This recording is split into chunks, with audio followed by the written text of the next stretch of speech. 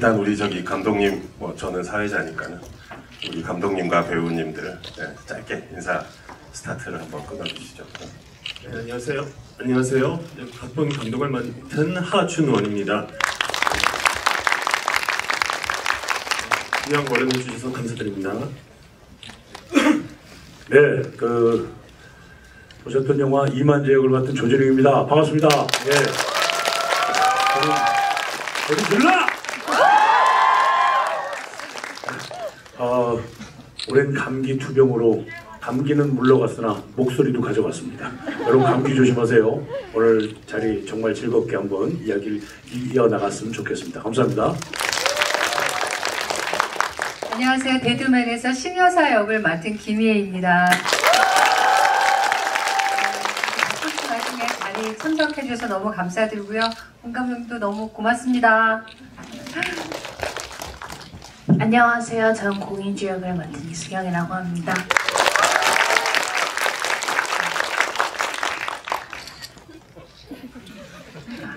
여러분들도 그렇겠지만 저도 오늘 굉장히 설레는 마음으로 왔어요.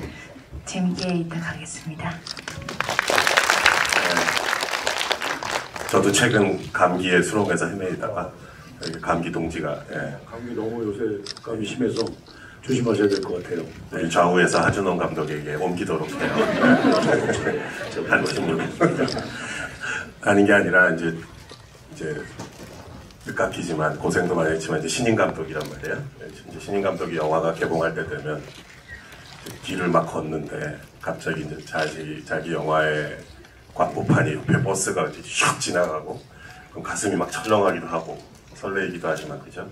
네, 마음이 복잡하죠 요새? 네, 긴장도 많이 되고요. 피를 말리는 기분입니다. 여기까지만 얘기하세요. 알겠습니다. 우리 신인 감독이나 여러 가지 마음이 복잡한 하준원 감독님을 잠깐 쉬게 해주고 대신 또 우리 멋진 여기 평소 뵙기 힘든 새 배우분들이 있으니까 일단 배우분들께 내가 질문 많이 하도록 할게요. 잠깐 정신을 수습하고 있어봐요. 일단 우리 김희애 선배님, 은조, 은조. 맞습니다. 옛날에 시나리오를 저한테 보여줬을 때 이제 심여사 그걸로만 기억이 있었는데 영화를 끝까지 보니까 이제 진짜 이름을 알게 되네요. 심은조. 말 그대로 이름에 관한 영화인 것 같아요. 우리가 다 이제 이름이 있잖아요. 그때 보면 이제 진웅 씨도 이렇게 주민증 보고 막 그러잖아요.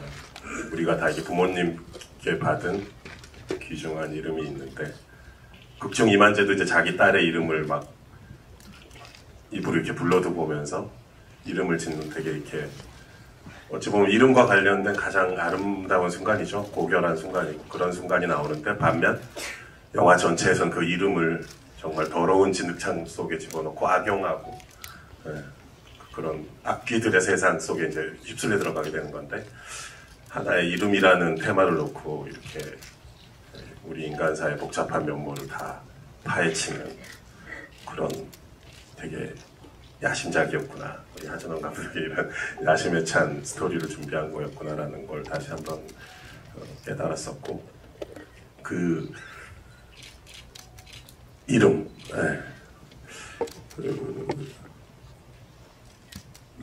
처음 아까 이제 심은조 심여사님 얘기를 잠깐 했었지만 우리 이제 김희애 배우님 영화 몇 편째인지 혹시 세보셨나요? 이번 작품이 뭐 드라마도 많이 하셨지만 영화는 못 세봤지만 그렇게 많지 않을 것 같아요. 10개 되지 않을까. 93년도인가 그 101번째 프로포즈라는 작품 하셨죠? 문성근 선배님과 콤비 그 제가 극장에서 봤거든요. 네. 그리고 최근에 뭐 또 많은 작품 하셨잖아요. 허스토리다. 네. 또 최근에 보자 윤희에게. 정말 좋은 영화 작품들 많이 하셨고 또 이렇게 극장에서 오늘 큰 스크린으로 뵈니까 되게 반갑더라고요. 근데 이제 처음 이 시나리오를 받으셨을 때 하준원 감독으로부터 어떤 느낌이셨는지 그리고 다른 배우들도 마찬가지지만 이 대사량이 되게 많잖아요. 그리고 설명해야 될 것들이 많아요. 그러니까 이게 무슨 만약에 무슨 금융감독원이나 은행에서 일하시는 분이거나 뭐 검찰에서 일하시는 분들이라면은 되게 쉽게 더 잘 빨리 이해할 수 있지만 일반 관객들에게 이런 되게 전문적인 금융 뭐 무슨 여러 가지 명의 도용과 관련된 여러 가지 범죄들 막 설명해야 된단 말이야. 네.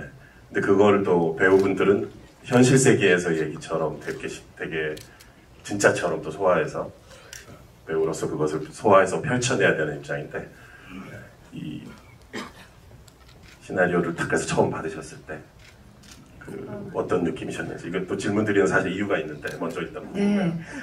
하진원 감독님은 이 역할을 제가 해줄 거라고 생각 못했다고 그러시는데 저는 너무 귀한 역할이었어요. 뭐 아시겠지만 제 나이에서 할 수 있는 게 굉장히 한정적이고 그냥 뭐 그전엔 더 했어요. 옛날엔 누구 엄마 뭐 고모 이모나 했지 어떤 내 자신을 이렇게 드러내놓고 당당하게 설 수 있는 역할이 없었거든요. 그런 의미에서도 그렇고 아무튼 그전에 제가 이런 역할을 본 적이 있나 싶을 정도로 너무 매력적이어서 저는 단번에 너무 좋아요 그러고 했는데 왜 감독님은 제가 안 할 거라고 생각하셨는지 모를 정도로 저는 너무 매력있게 읽었습니다. 왜 그렇게 생각했어요? 잠깐 얘기해봐요. 신인 감독의 마음이 항상 그런 마음 아닐까요?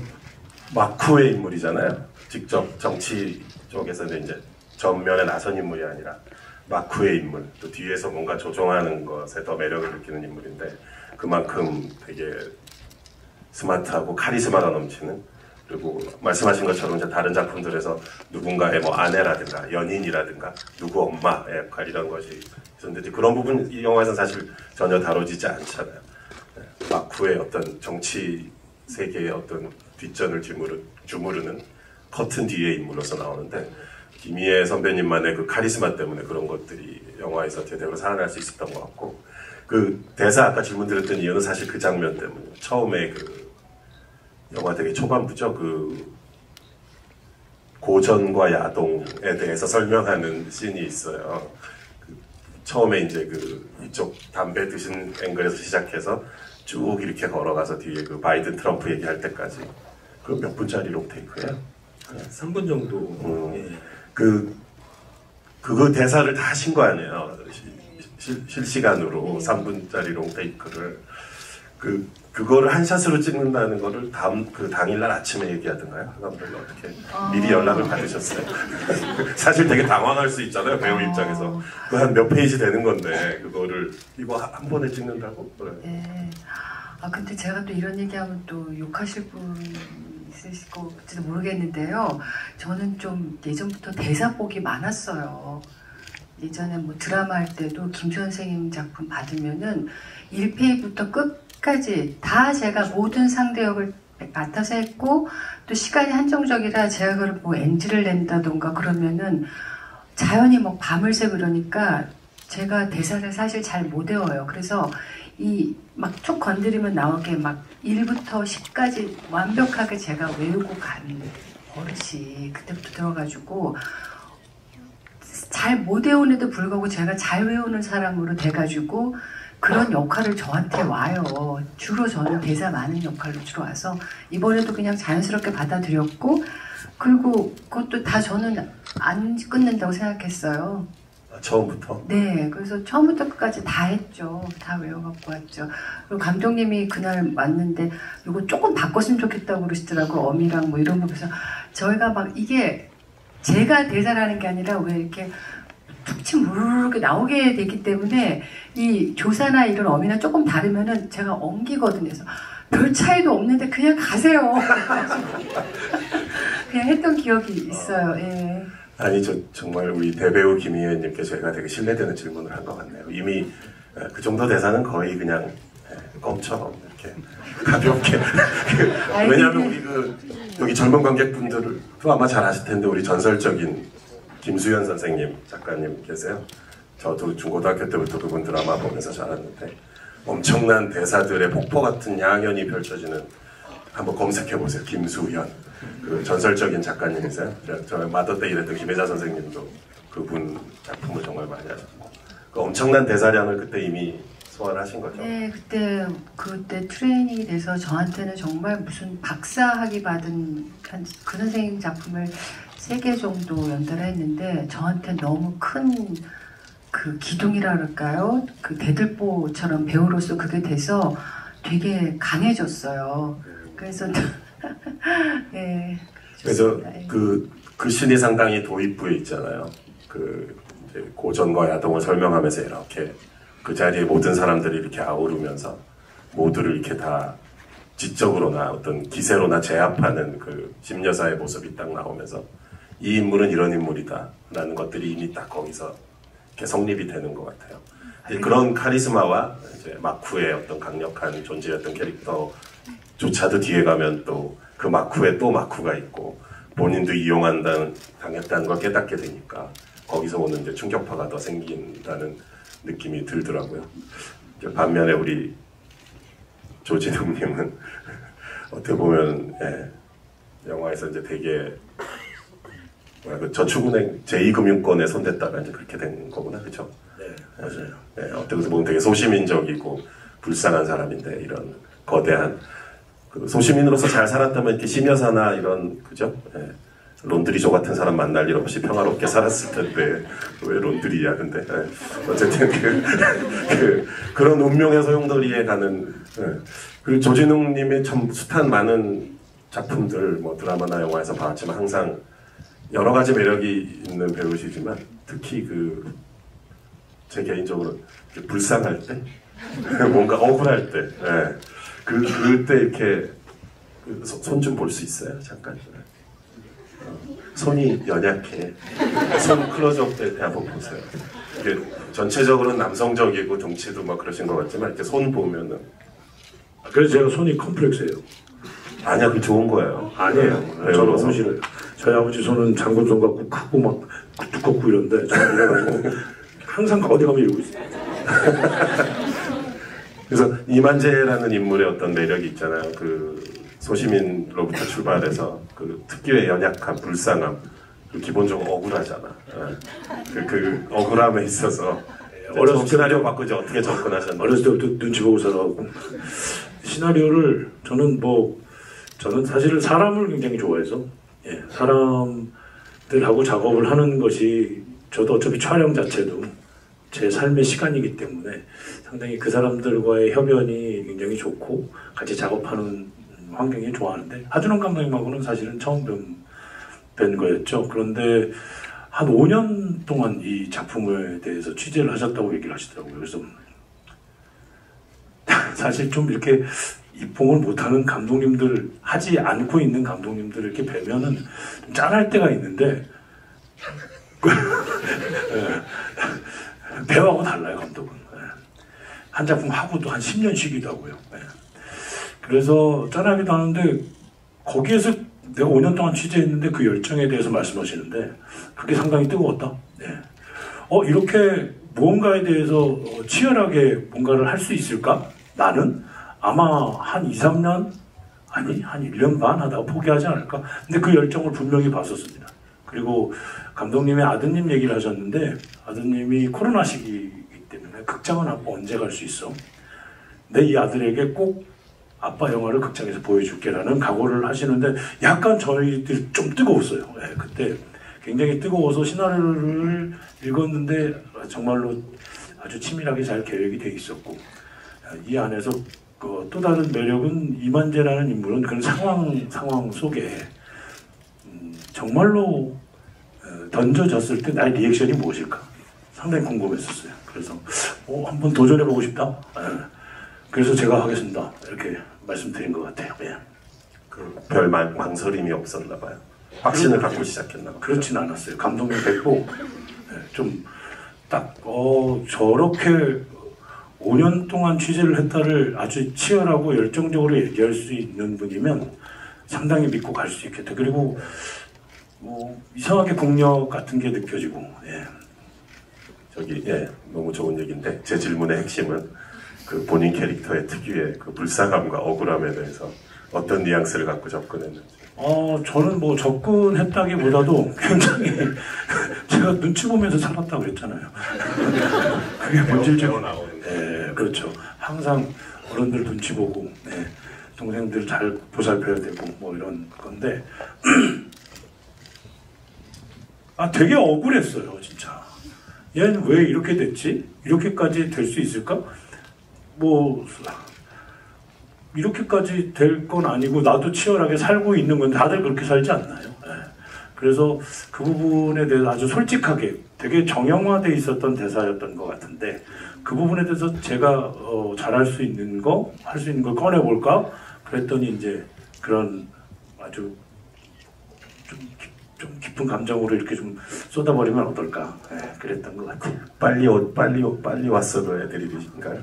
그 택시 와 있잖아요. 이원법정으로 빨리 와. 택시 타고 가잖아요. 그 아내가. 저는 반면으로 김희애 선배님처럼 그런 브리핑 대사들을 전혀 못하거든요. 그래서 제가 공작이라는 영화를 할 때 윤정민 감독한테 야, 이 대사가 뭐 이렇게 많냐 그랬더니 형님 이거는 액션이었고 국악 액션이요 그랬는데 전 대사 많은 걸 정말 힘들어해요. 근데 선배님은 굉장히 디테일하셨는데 아마 제 대사는 뭐 기본 큐 대사를 제외하고는 거의 대부분이 애드립이죠. 근데 그 정지영 감독님 뭐죠? 블랙잭 블랙머니? 네. 거기서는 검사 역할로 네. 막 법적인 설명 뭐 이런 거 막 자유자재로 잘 하시던데 거기서. 그러니까 엄청 고생을 다 외워야 되니까. 네. 근데 그거 블랙머니도 맨 마지막에 어떤 연설하는 장면이 막 있고 폭로하는 장면이 있었는데 그것도 제가 좀 실수를 한 게 처음부터 옥타브를 너무 높게 잡은 거야. 그래서 야 나중에는 후두부에 약간 뭐가 오더라고. 우리가 흔히 노래방에서 하는 실수를 그때 하신 거고요. 네, 그렇죠. 그렇게 시작. 네, 그 이 영화에서도 보면 아까 그 뭐 빨리와 그런 것도 그렇지만 되게 절묘한 리듬감이 있어요. 그 대사들을 일상적으로 해체했다가 이렇게 자기가 자유자재로 재조립해서 늘었다 풀렸다 하는 그런 묘한 리듬감이 있어서 말을 특히 더듬거나 영화 속에서 불쌍하게 더듬거나 주저주저할 때 보면 그 너무 느낌들이 재밌고 좋고 제 개인적으로 특히 그 공항에서 모자 쓰고 갈 때 뭐 이렇게 가잖아요. 그때 정말 불쌍하더라. 그러니까 재관람할 때 다시 한번 봐요. 그 순간이 특히 불쌍해요. 공항에서 이렇게 모자 쓰고 갈 때 이시연 씨가 모자 써주고 그때는 무슨 씬인지는 알고 가잖아요. 근데 그 상황에 대해서 디테일하게 보지 않고 전 리딩할 때 한 번 보거든요. 제가 책을 보고 한 번 보고 그 다음에 전체 리딩 같은 거 할 때 한 번 보고 그 이후엔 대본을 보지 않습니다. 그래서 그냥 상황을 가는데 이게 이런 상황이라고? 난 아무것도 안 했는데 이런 것들을 한번 던져보는 게 확실한 리액션인 것 같아요. 예. 그런 접근을 하셨구나. 예. 그리고 우리 이수경 배우님 너무 반갑습니다. 안녕하세요. 용순이라는 독립영화 혹시 아세요? 네, 그 넷플릭스 뭐 특정 OTT에도 올라와 있는지 모르는데 저 되게 좋아하는 독립영화예요. 그 용순의 용순이죠? 네. 예, 주인 거기 최동면 씨 따님으로 나오는데 아주 재밌는 그 독립영화예요. 근데 그때 보고 되게 놀래서 저 용순 저 배우분은 누구신가 라고 되게 궁금했었던 기억이 있는데 그 후에 용순이 벌써 한 4년, 5년 더 됐어요. 2000 몇 년 됐죠 그게? 2000 몇 년 됐는지 모르겠는데 제가. 꽤 됐어요. 네, 그죠? 7년 정도 네, 된 벌써. 그 용순이라는 독립영화를 되게 강력히 추천드립니다. 꼭 보시면 또 이수경님의 주인공으로서 매력 보실 수 있는데 그 뒤에 보니까 활동을 많이 하시더라고요. 정지우 감독님 그 네. 침묵, 네, 거기도 그렇고 오늘 또 이렇게 큰 화면으로 보게 돼서 반가웠는데 그 되게 불쌍하고 억울했던 우리 이제 이만재 캐릭터와는 달리 우리 이제 수경님의 캐릭터는 처음부터 사실 영화 시작부터 이미 화가 나 있는 상태잖아요. 복수의 에너지와 이제 이미 분한 상태에서 등장을 하는데 그리고 아빠와 관련된 이제 그것도 그렇고 또 사건의 진실도 알아야 되고 그래서 분노가 꽉 차 있는 유튜버로 일단 출발을 하시는데 이제 어떤 느낌이셨는지 처음 시나리오 받고 이제 이미 딱 어떤 본인의 물론 감독님하고도 인원을 많이 했겠지만 본인이 세운 어떤 플랜이 있었을 것 같아요. 저는 일단 플랜 없이 감독님을 뵀었는데 감독님이 처음으로 희주에 대해서 던진 단어가 종주마였어요. 그래가지고 근데 되게 잘 대변해주는 단어라고 생각해서 저도 그런 이미지를 생각하면서 연기했던 것 같아요. 종주마 하면 정확히 뭐예요? 그 경마 용어인가요? 계속 달리는 말을 말하는 멈추지 않는.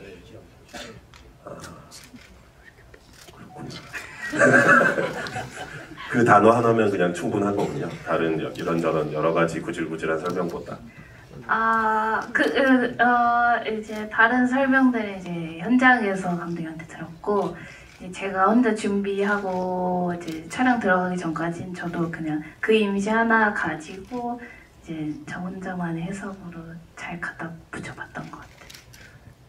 그 잠깐 얘기를 옆길로 세자면 이 영화 보면서 약간 신기하게 재밌게 느껴지는 게 반말들을 많이 해요. 인물들이 남녀노소 상관없이 우리가 초면인데 또는 뭐 나이나 선후배 관계를 보나 일상적으로 봤을 때 별로 약간 신기하게 느껴질 반말을 막 하거든요. 네. 근데 특히 수경님이 누군가에게 어른에게 반말할 때 너무 매력적이더라고요. 그게 또 이렇게 세대가 어리니까 더 그렇게 느껴지겠지만 그러니까 대본 봤을 때 그런 느낌이 있었던 건가요? 대본에선 저는 그 생각을 못하고 있었거든요. 근데 촬영할 때 선배님들이랑 같이 연기하는데 이 반말이 선뜻 안 나오는 거예요. 그래서 감독님한테 이거 반말로 해도 돼요? 라고 했는데 감독님이 반말로 해야 된다고 신여사한테는 지면 안 되니까 그렇게 주문하셨어요. 되게 여러 상황에서 반말들이 나와요. 근데 그게 불러일으키는 되게 약간 묘한 긴장감 내지는 이 인간들이 전부 다 이렇게 벼랑 끝에 있어서 그런 걸까? 아니면은 애초에 뭐 예의 같은 것이 다 접힌 세상이라서 그런 건가? 그 의도가 있었어요, 감독님? 그러니까 뭐 의도라기보다는 캐릭터로 해석을 한 건데요. 예, 감독님 말씀이 들어보니까 정말 예의 같은 것이 중요하지 않고 정말 벼랑 끝에 있는 인물들이다 보니 뭐 그런 걸 챙길 여유조차도 없고, 그리고 본연이 뭐 지금 달려가는 말 같은 종주마 같은 캐릭터인데 저는 애가 화가 많은 애인 줄 알았어요. 네. 원래 화가 많은 애인가? 그러다가 컷 이러면 이러고 막 이러니까 이게 생겨냈겠어요. 다중인격인가? 그래서 연기를 되게 잘하는 건가? 하여튼 그런 생각이 있었는데 화가 있는 인물 자체가 그렇게 막 예의를 차리고 이럴 것 같지도 않았고. 맞아요. 화가 막 뿜어져 나와요, 화면으로부터. 네. 그러니까 수경 씨 캐릭터가 없었다면은 또 이렇게까지 극한까지 헤쳐나갈 수 없었을지도 몰라, 그죠? 이만재 우리 항상 억울한 우리 조진웅 씨 캐릭터가.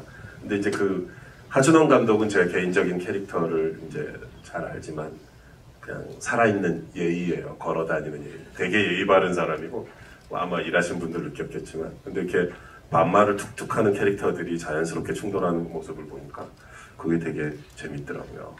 그래도 오랜 시간 이제 화가 많이 쌓여서 데뷔 기간이 길다 보니 네, 제가 이제 제가 괴물 찍을 때 2004년 5년도에 같이 작업을 했었고, 저희 연출부 시나리오도 같이 쓰고 이제 연출부로 제 모니터 옆자리에 있었는데 그때 저 때문에 좀 직업병을 얻었죠. 고생을 해가지고 여기 밑에 경련이 오고 막 그래가지고 마그네슘을 모으고 너무 고생, 마그네슘 먹고 막 그랬는데 되게 헌신적으로 일을 하는 훌륭한 스텝이었었죠. 사실 여기 이제 세 분 모시고 얘기를 했지만 그 외에도 되게 다채로운 또 신인 감독님이 어떻게 저렇게 훌륭한 라인업에 캐스팅을 할 수 있을까?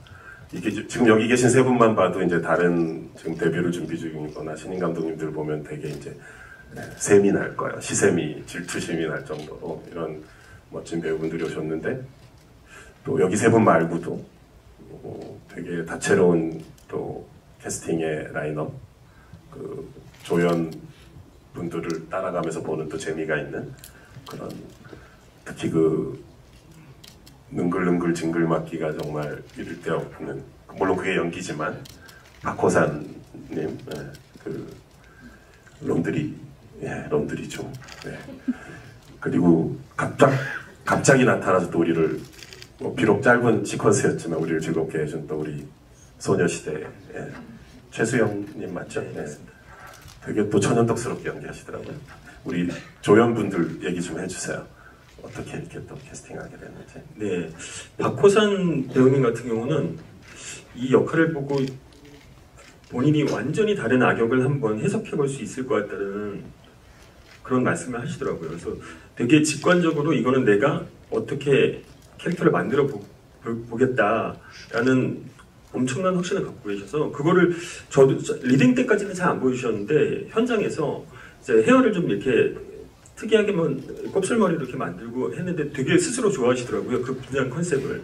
그 헤어를 만든 다음에 본인이 어떤 캐릭터인지 더 확신이 온다 이런 말씀을 하시면서 보여주셨는데 저도 이 영화 지금 이렇게 보여지면서 박호산 배우님의 그 악역 캐릭터에 대한 얘기들이 많아서 좋은 얘기들이 많아서 예, 굉장히 하여튼 좋고 예. 진짜 화면 봐도 그냥 인간 자체가 막 기름에 절여진 인간처럼 되게 부담스러울 정도로 막 그런 느낌이 억울하지만 뭔가 풋풋함이 그래도 남아있는 이 이만재 캐릭터와 강한 대비를 이루면서 되게 느낌이 강하더라고요. 최수영님은 원래 특별 출연의 형태로 나오시는 건가요? 네, 그런데 저는 이제 최수영 배우님은 되게 놀랐던 게 너무 어떻게 보면 짧은 시간 나오는 역할이긴 한데 정말 대사 하나에 한 10가지 버전을 준비해 오시더라고요. 그러니까 너무 노력을 많이 해서 그래서 처음에 이 배역을 들었을 때 이거를 어떻게 이거를 하실까 말까 이런 고민이 있었을 거 아니에요. 근데 본인이 계속 주연으로도 지금 많이 활동하시는 역할들 같은 게 그런 역할이 너무 많아서 이런 좀 이상하고 좀 엉뚱하고 좀 하여튼 이런 클럽 세계에 있는 것 같은 인물을 한번 너무 해보고 싶었다. 그래갖고 오히려 되게 욕심이 난다고 얘기를 하시더라고요. 그래가지고 막 예를 들면 클럽 어떤 씬이 하나 삭제된 게 있는데 거기에 나오는 음악 리스트도 한 10개 그리고 뭐 머리 헤어스타일도 한 10가지 그래서 이게 역시 한 분야에서 탑을 찍으신 분들은 이 성실성과 이 기본적인 노력이 대단하신 분들이구나 이런 걸 느꼈는데 특히 이렇게 디테일 같은 경우도 이렇게 이제 자세히 보시면 눈을 휘번덕 그렇게 하시는 게 있는데 그런 되게 세심한 디테일까지 굉장히 계산을 많이 해오셔서 연기를 하더라고요. 예, 그래서 연기 욕심 많은 분이시. 예. 아까 제가 소녀시대라는 꼬리표로 설명을 해드려서 되게 죄송할 좀 사실은 연기 경험이 많이 있는 분이잖아요. 네, 그럼요. 연기 경력도 많이 쌓아왔고. 이제 아까 눈이 희번덕한 거나 이제 박호산 선배님 머리 이런 거 얘기도 했었는데 그 시각적으로 아까 이제 배우분들 여기 계신 분들한테 이제 대사 얘기를 많이 했지만 사실은 화면에 어떻게 보여지는지 이제 배우의 모습, 촬영과 조명과 의상과 분장과 모든 것으로 버무려지는 이제 배우의 시각적인 모습에서 또 관객들은 많은 인상을 받을 수밖에 없고 감독이나 배우분들도 그게 항상 신경 쓰일 수밖에 없는 부분인데 그 김희애 선배님 그 영화 트머리에 보면은 그냥 학생 시절 학사모 쓴 사진 나오잖아요. 그리고 아마 이제 심은조 캐릭터는 그 정치학을 전공하신 해외에서 아마 그죠? 정치에 대한 나름의 이상과 꿈을 갖고 살았던 인물인 것 같으세요. 그때 했던 이제 자기의 뭐랄까 꿈이라든가 신조 같은 게 거기 사진 뒤에 적혀 있고, 네네. 예, 그 사진 혹시 어떤 본인 실제 학교 졸업 때서 네, 대학교 사소한 질문인데. 네, 맞아요. 별로 마음에 안 들지만 그래도 여기 도움이 될까 싶어서 찾아서 왔었죠. 중앙대학교 네, 영유학과 졸업 당시 사진. 맞습니다. 저도 옛날 생각이 나면서 보니까 이런 얘기 해도 되나? 음반 취입하신 적 있잖아요. 그 노래 저 아직도 네. 기억나는. 그거는 그걸로 제가 무슨 가수도 했었던 가수는 아니고요. 제가 옛날에 라디오 DJ를 한 2년 정도 한 적이 있는데 기념 앨범 그 당시에 EFM 그 라디오 DJ하고 MC3 기념 앨범이 있는데 그 앨범에서 운 좋게 제 노래가 알려져가지고 그렇게 됐어요. 갑자기 이런 산만한 얘기해서 너무 죄송합니다. 우리 김희애 선배님의 8, 90년대 그 추억들이 생각나서 제가 처음에 노래 한 곡 저거 또 한 소절이라도 이렇게 한번 관객분들 감사드리잖아요. 박수 한번 주세요. 사전에 짜거나 하는 건 전혀 아니에요. 지금. 마이가 나를 잊지 말아요. 나 떠난 지금도 나를 잊지 말아요. 데드맨 사랑해주세요. 감사합니다. 이거 전혀 계획하거나 한 게 아닌데 어떻게 이렇게 사태가 번져서 죄송합니다 여러분. 어떻게든지 좀 홍보 좀 해보고 싶어서 제가 죄송합니다. 이 노래 너무 오랜만에 들어보네요. 네. 이게 가요 프로 거의 탑 10에 올라갔었던 히트곡이에요. 그 당시에 유튜브 검색해 보시면 나올 겁니다. 네, 감사합니다. 원래 드리려고 했던 질문은 우리 민의당이었나? 그쪽 당 이름이 민의당 대표 유연수 선배님이 연기하신 그쪽 대표는 또 무슨 또 되게 아티스트처럼 무슨 자기 사진전도 하고 막 이러잖아요. 그분에게 사진이 찍혀지는 장면이 있잖아요.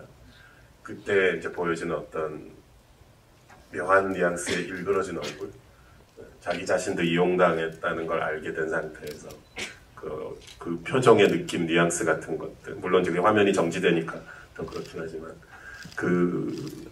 이제 많은 대사에 관한 질문을 아까 드렸지만 대사 이전에 눈빛이나 표정에 있어서 저는 그 씬에서 그 선배님 표정이 되게 인상 깊었거든요.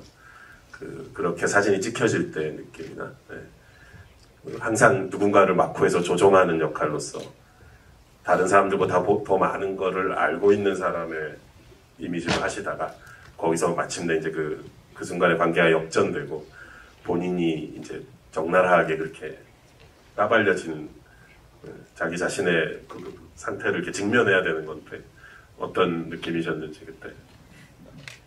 그냥 그 카트가 되게 중요해서 부담스러웠어. 이걸 어떻게 해야 되나 했는데 뭐 아시겠지만 뭐 그 순간에 감독님이 잘해주셔서 이렇게도 해보고 저렇게도 해보고 해봤어요. 그래서 감독님이 좋은 걸로 골라서 해주신 것 같아요. 이전에 김희애 선배님 다른 작품에서 볼 수 없었던 모먼트들을 꽤 볼 수 있는 영화인 것 같아요. 이 영화에서 특히 우리 누구야 위에 창문에서 내려다보는 장면 있죠. 황치훈 후보가 막 갈 때 내려다볼 때 보면 이렇게 밑에서 조명이 이렇게 올라오면서 선배님 모습이 되게 얼굴이 무섭게 이렇게 강한 눈빛과 그 메이크업의 톤과 이런 것들이 어우러지면서 상당히 무섭고 날카롭게 느껴지는 그런 장면이 있어요. 뭐 윤희에게나 최근에 다른 어떤 영화에서 볼 수 없었던 부분인데 물론 배우 본인께서 뭐 거울을 보시면서 연기하는 것도 아니고 그냥 어떤 감정에 몰입해서 만들어지시는 거겠지만은 이제 큰 화면을 이렇게 보셨을 때 스스로 어떤 느낌이셨는지. 저는 이번에 좀 그 역할을 위해서 분장하는 거를 저희 분장팀에서 뭐 헤어나 메이크업 막 과장되게 막 이렇게 굉장히 생각이 많으시더라고요. 근데 저는 하나도 거부감이 없고 너무 신났어요. 저렇게 얼굴 이렇게 들이대고 마음대로 해주세요. 막 할 말 할수록 전 너무 좋아갖고 해서 했는데 좀 뭐 조진욱 씨랑 그런 얘기 우리 좀 했는데 어떤 배우는 자기 얼굴을 자꾸 모니터를 보면 볼수록 발전하는 배우가 있고 또 우리 같은 배우들은 좀 저 얼굴을 잘 스스로 못 봐요. 우리 다 안 보시는 체질이구나. 네, 좀 억지로 한번 이렇게 보고 많은 스타일이에요.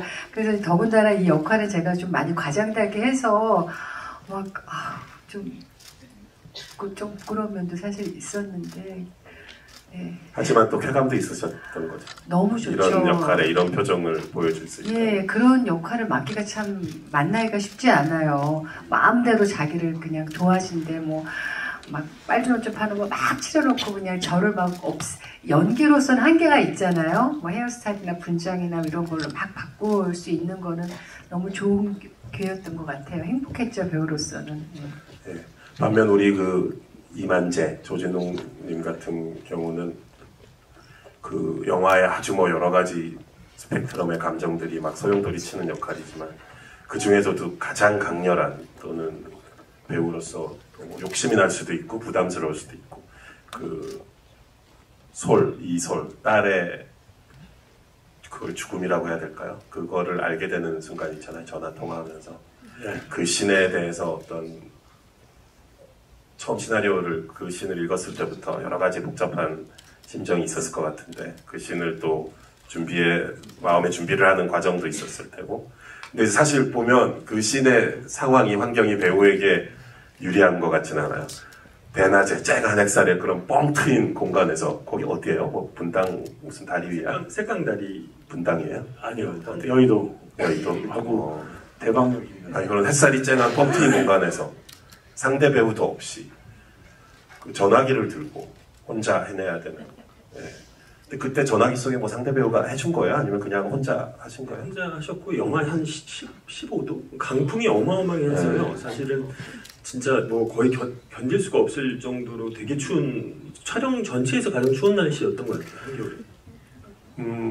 명령기였다고 생각 들어요. 그 얘기 좀 해주세요. 그 씬에 대해서. 굉장히 추웠던 건 사실이긴 하지만 저는 그 장면이 만재라는 캐릭터를 이야기할 때 가장 말이 되는 장면이라고 생각을 했었습니다. 그리고 대본도 약간 수정을 좀 했었는데요. 제 주변에 이혼한 친구들, 여자 친구들 있잖아요. 여쭤봤죠. 남편이 버려졌거나 버릴 거나 아니면 헤어졌던 사람들에게 이런 전화가 가면 어떻게 절대 안 받지. 그리고 그 번호는 없을 것이며 그에게 밥을 잘 먹었니? 밥은 이런 얘기 절대 안 하고 전화번호 바꾼다고. 그래서 아마 그 상대 배우의 포즈가 생겨난 것 같아요. 그죠? 그래서 그 장면에서 더 심플하게 물론 상대 여배우의 대사가 좀 있었지만 그 모든 걸 아주 심플하게 그냥 감정선으로만 죽었어. 그냥 그 한마디에서 닥쳐지는 모든 리액팅을 받았다라는 생각이 좀 들어서 너무 황당하잖아요. 당연히 임신을 했었고 그리고 외국에 가서 심여사에게 얘기를 듣기로는 이렇게 살고 있는 사람인데 거기서 죽었다라고 하는 건 제 삶이 뭐가 되는 거죠. 그러니까 그게 굉장히 좀 당황스럽고 그래서 굉장히 많이 슬펐던 장면인데 제가 너무 춥잖아요. 근데 이게 정말 컷 이러면 저쪽에서부터 스태프들이 뛰어와요. 뛰어와서 어떻게든 나를 따뜻하게 하려고 막 몇 명이 붙어서 막 난로를 대고 난 거기에 더 눈물이 난 것 같아. 너무 고맙더라고 진짜. 와 그때 말도 못했습니다. 그래서 거기서 보이는 떨림이나 눈물 같은 경우 다 실제 스태프들 때문에 눈물이 나고 추워서 떨리고 뭐 이런 그런 도움을 받으셨군요. 전화기 아무것도 없는데 여기 아무것도 없는데 근데 아무튼 그런 기본적인 감정이 있었으나 그렇게 아주 예쁘게 승화된 것 같아서 감독님도 고생 많으셨죠. 그때 촬영하는 우리 김영동 촬영 감독님, 김동현 촬영 감독님부터 해서 정말 많은 스태프들이 고민을 했고, 그러니까 저를 굉장히 도와주는 느낌? 예, 모든 장면이 그랬었습니다만은 그때 우리 촬영 감독 같은 경우는 막 하고 있다가 레디 하면 선배님 5cm만 들어가도 될까요? 막 정말 그 급박한 감정을 이어가게끔 깨트리지 않기 위해서 그렇게 하는 모습들에 너무 감동을 받아서 예. 아유 소주 한 잔 먹자. 역시 강렬한 장면들은 다 이렇게 사연이 있는 것 같아요. 현장에서 벌어지는 영화 속 내용 못지않은 현장에서 벌어지는 드라마들이 항상 있는 것 같아요. 강렬한 장면들은. 네. 반면 우리 이제 처음부터 울화를 갖고 시작한 우리 분이 가득 차 있었던 우리 공이주 역할의 수경님은 막상 영화 마지막이 되니까 처음으로 그 분이 좀 사라지고 네. 월간 공문식 맞아 아빠 이름 그죠? 되게 예쁜 책 표지랑 월간 공문식을 발간하면서 그 화면에 이렇게 좀 따뜻한 햇살이나 이렇게 조명의 분위기도 그렇고 처음으로 이렇게 좀 뭔가 그 분이 사라진 모습으로 나온단 말이에요. 그 신 찍을 땐 어땠어요? 이제 종주마의 짐을 벗은 건가 거기서는? 그래서 진짜 감독님이 마지막에 살짝 미소를 지어달라 하셨는데 미소를 어떻게 지어야 되지? 그거 너무 어색한 거예요. 미소가 났어요. 네, 미소가 그리고 그 왕팔토 선배가 있었잖아요. 그래서 그때 찍을 때 왜 계세요? 이랬어요. 여기 왜 계세요? 이랬어요. 솔직히 너무 저는 그 전사를 모르니까 여기 왕발통이 저랑 같이 일하게 되는 것까지 과정을 모르니까 되게 좀 다른 영화 찍는 기분이었어요. 그 장면은. 그 왕발통이가 안경 쓰고 그 세그웨이가 아니라 그 뭐라 그러죠? 타고 왕발통이라고 하더라고요. 아, 그게 왕발통이에요? 예, 그렇게 표현한다고 하더라고요. 아, 그분 배우분 성함이 제가 죄송합니다. 최영우. 그 캐릭터 되게 인상적이었어요. 네. 딱 3번인가 2번 나오지만 구독 좋아요 뭐 하고 있다고 하고 그런데 그거 세그웨이 왕발통 네, 그거 연습하신 거예요? 그분 원래 그렇게 잘 타시나? 아니요, 이제 연습하셨는데 이게 사실 촬영 직전에 외발이 온 거예요. 소품들에서 착오가 있어서 그래서 2발로 연습을 하셨는데 예, 현장에 외발이 도착해서 한번 난리가 났던 적이 있는데 결국은 잘 하여튼 근데 연습을 하신 거죠. 그래서 그 되게 갑자기 그 기억이 나고 사실 우리 감독 배우님들과 할 얘기가 또 무척 많은데 우리 또 이 관객분들의 질문을 또 받아야 하는 시간적인 또 흐름 속에 있어가지고 오늘 보시면서 여기 또 하진홍 감독님이나 배우분들께 질문 있으신 분들은 여기 마이크를 들고 달려가 주실 거예요. 네, 질문. 예. 여기 일단 제일 가까운. 네, 감사합니다. 영화 너무 잘 봤습니다. 그 중에서 이름에 대한 의미와 가치가 되게 중요한 소재로 사용된다고 생각이 드는데요. 실제 두 감독님들과 배우님들의 의미에 대해서 한번 여쭤보고 싶습니다. 이름의 의미에 대해서. 제가 느끼는 이름의 의미를 말씀하시는 건가요? 아니면 제 이름의 이름의 실제 이름. 제 실제 이름.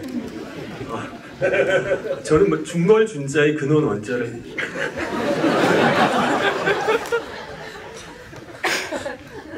진짜 나랑 같네요 한자가. 중걸준의 뭐 근원이 되라 이런 뜻에서. 저는 이름은 평범한데 성이 좀 괴이라고 합니다. 조사님들. 성 때문에 많이 놀림 많이 당했어요. 뭐 뻥보러 뻥뻥뻥 뭐 이런 간단한 성이 특이하고 학교에 가면 항상 정교회 저 한 명밖에 없고 그래서 많은 또 좀 놀림 당하는데 진웅님은 본명이시죠? 아닙니다. 저는 진짜 웅자 쓰시는 분은 제 아버지고요. 아버지 함자를 쓰고 있습니다.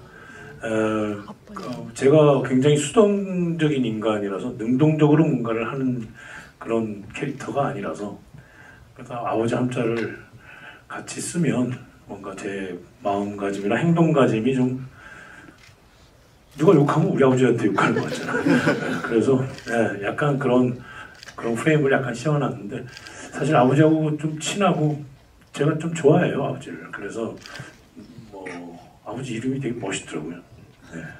근데 아버지가 이제 좀 그 이름이 세서 좀 나도 좀 그런데 너 괜찮겠냐 그래서 아버지 괜찮아? 저 어차피 굿쟁이라서 제 팔자가 더 셀 거예요. 받아와서 그렇게 쓰고 있습니다. 그래서 굉장히 가치 있는 이름인 것 같습니다. 네.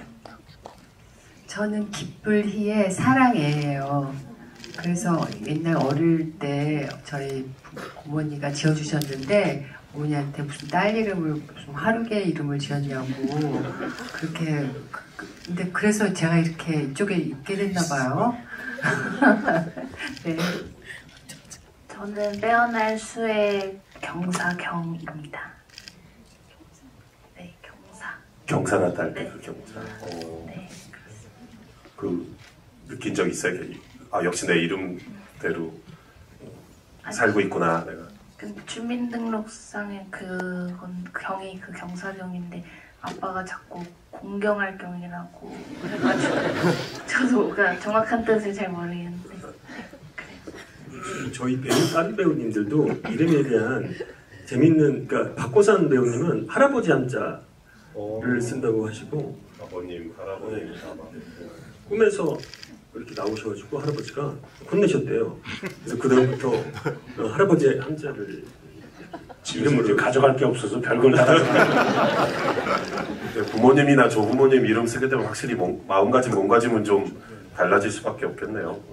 자기가 뭐 하나만 잘못해도 그러니까 아버지 이름에 먹칠하는 것 같은 느낌 들 수도 있고 그죠? 그래서 조심하게 될 것 같네요. 근데 질문하신 분은 성함이 어떻게 되세요? 저는 정순혁입니다. 순 혁. 순혁 씨. 네. 순순히 혁명의 길을 따라 순할 순의 빛난 혁입니다.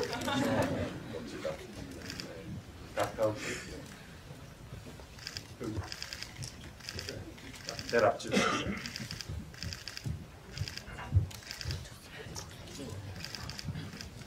네, 영화 잘 봤습니다.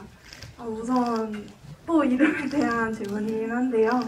그 영화상에 이름의 뜻이 나오는 게 이만재, 그리고 이제 여사님과 황치훈 의원이 있잖아요. 황치훈 의원 한자로 인장이 나오는데 이름에 대한 뜻이 안 나와서 네, 그걸 한번 여쭤보고 싶었고요. 공교롭게도 제 이름이 희주여가지고 혹시 희주에 대한 의미도 생각하신 게 있는지 궁금합니다.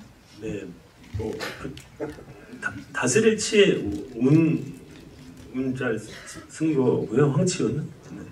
그 희주는 기쁠 희에 붓을 주자 이렇게 예.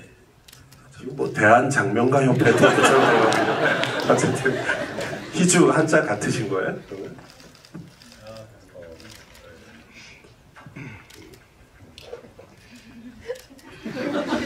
진짜 장명가 분들 도움 받은 거 있어요? 시나리오 쓰는 과정에서? 아니 그렇진 않고 이제 이렇게 인장가 분들 중에 영리 인장이라고 이렇게 운세를 진짜 이렇게 보시고 하시는 분들이 있더라고요. 도장 파주시면서 운세 봐주시는 분들 그런 분들 좀 여러 번 만났죠. 아까 이제 그 화려한 조연진 분들 얘기하면서 잠깐 우리가 빼먹고 말았는데 우리 또 전설적인 배우이신 네, 살아있는 전설이신 우리 전무성 선배님이 인장가 역할로 나오시잖아요. 거기서 이제 처음에는 그냥 주인공 이름을 파주는 그런 캐릭터신가 했더니 알고 보니 영화의 결말 부분에 가서 아주 중요한 의미를 가진 분으로 나오는데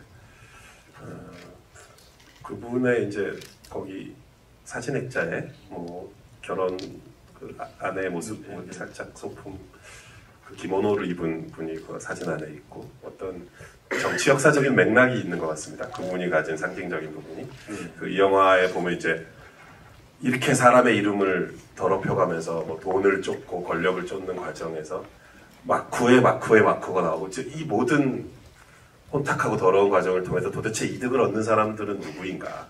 진짜 마쿠는 누구고 실질적인 이득을 보는 또는 기득권을 유지하는 건 누구인가라는 어떤 심대한 질문을 던지고 있는 것 같은데 그 지점에 계신 것 같아요.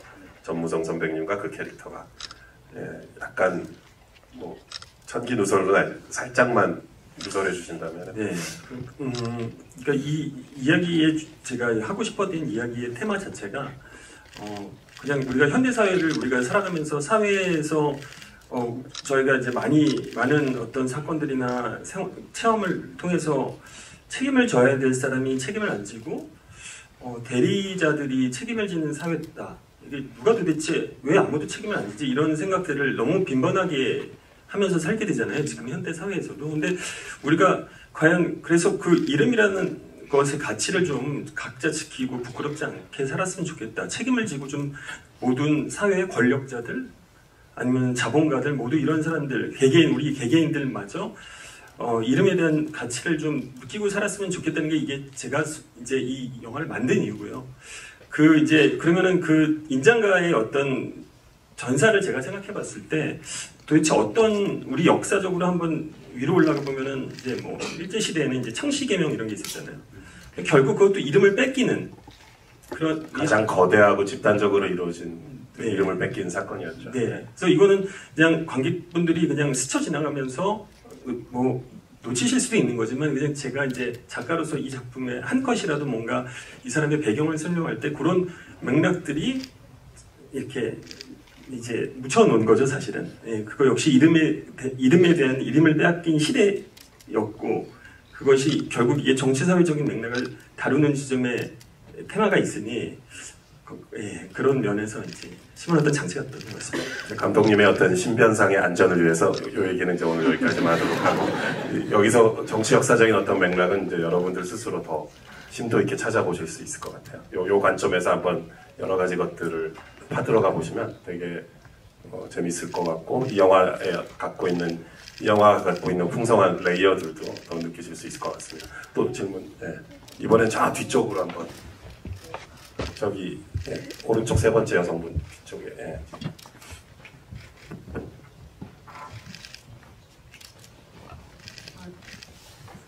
저는 이거 처음에 예고편을 보고 김희 배우님 심려사 캐릭터가 퀸메이커에서 황도희로 나왔던 어떻게 보면 직업은 같은 직업이잖아요.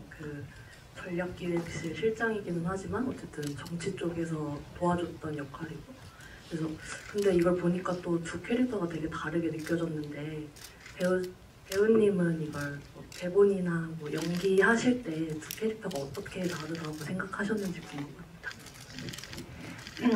퀸메이커는 시리즈물이어서 이 영화하고는 좀 아무래도 장르가 좀 다르다고 생각했고 정치 컨설턴트가 되긴 했지만 황도희는 처음에 어떤 대기업의 어떤 뭐랄까요 이렇게 처리하고 해결사였다가 자기의 처한 상황으로 인해서 마지막에 이렇게 정치 컨설턴트가 될 수밖에 없는 그런 여자였고 여기서는 처음부터 그냥 바로 되게 파워풀하게 나오고 전체 정치판을 내선하는 좌지우지하는 그런 스케일이 좀 다른 그리고 또 외모적으로 꾸미는 것도 또 신여사는 좀 더 연륜도 있고 더 파워풀하고 파워도 있고 완전히 다른 사람이라고 생각이 들었어요.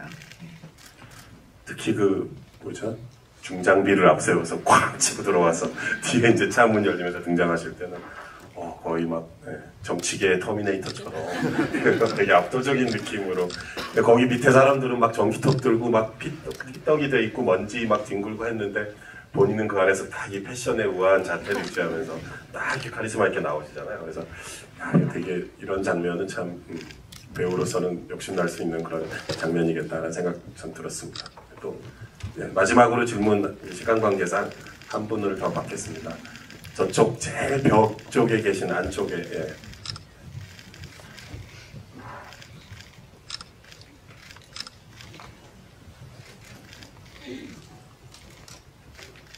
네, 영화 너무 잘 봤습니다.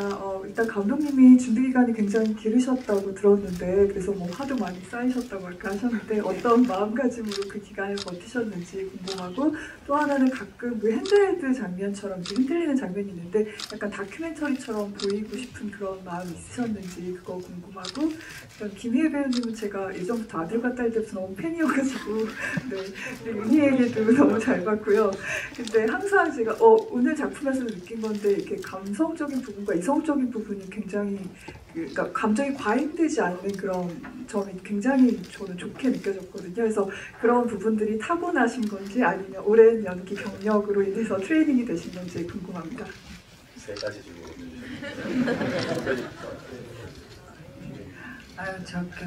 제가 좀 오래 했죠. 기억해 주셔서 감사드리고요. 사실 좀 아까도 말씀드렸지만 저는 좀 제 연기를 잘 안 봐요.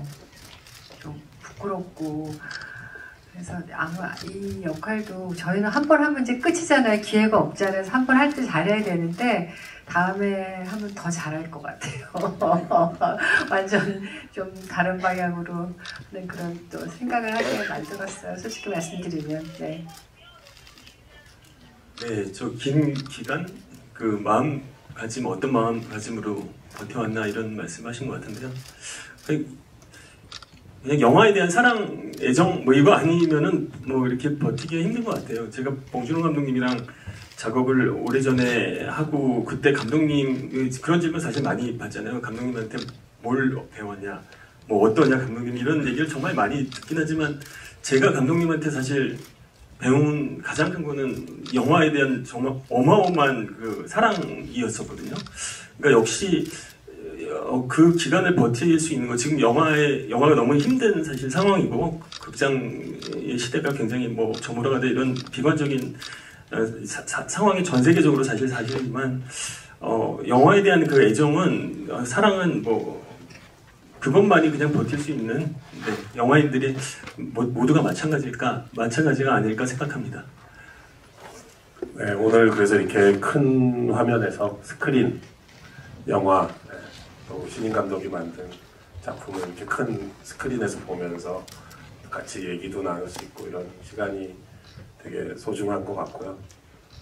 네, 잠시 또 저의 특유의 산만함을 활용해서 부연 설명드리자면 김희애 선배님이 과거에 주연하셨던 아들과 딸, 아주 전설적인 마봉초적 MBC 드라마입니다. 네, 전국 관객들을 이제 눈물바다로 몰고 갔던 최수종님이 오빠로 나오셨었죠?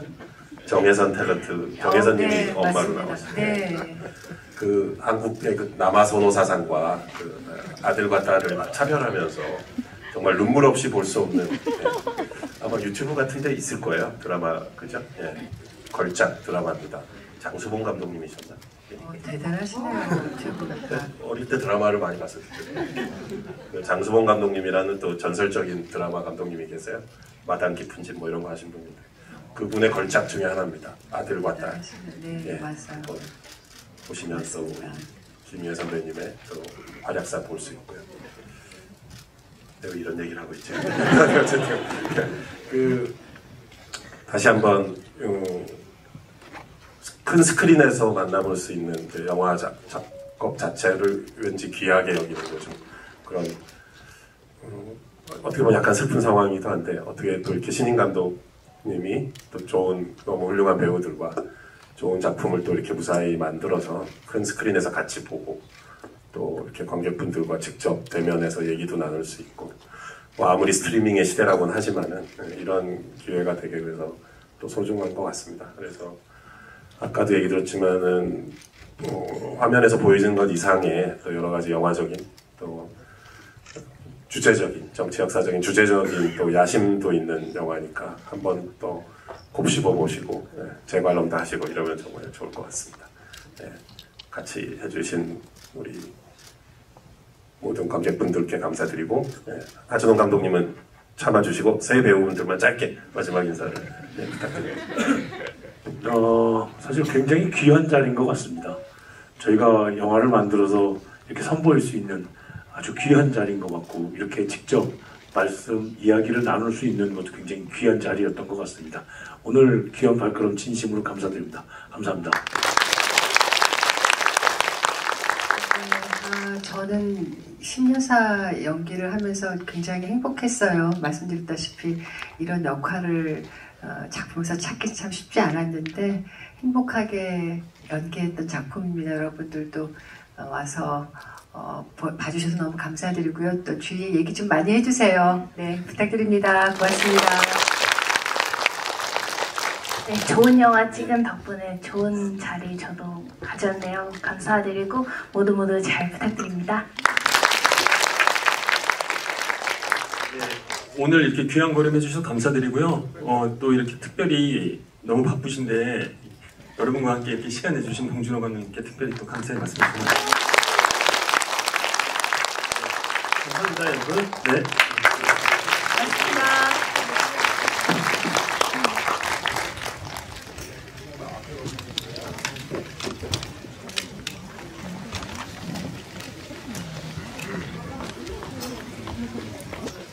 맛있게 하십시오.